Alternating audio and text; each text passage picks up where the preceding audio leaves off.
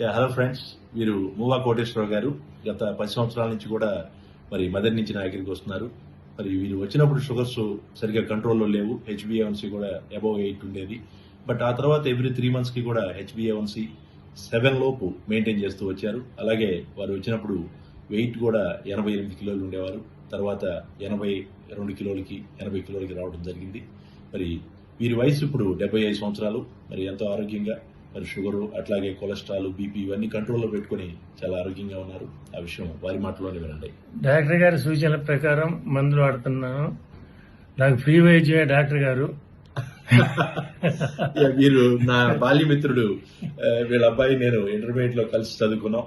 So ఇదితో మరి వారు చెప్పారు. జనరల్ గా అది చెప్పకుండా ఉండాలి. చెప్పినా అదే ఉండకుండా చెప్పుకోవాలి కదా సార్. మీ వాళ్ళ గురించి చెప్పుకోకపోతే ఎట్లా? అదే.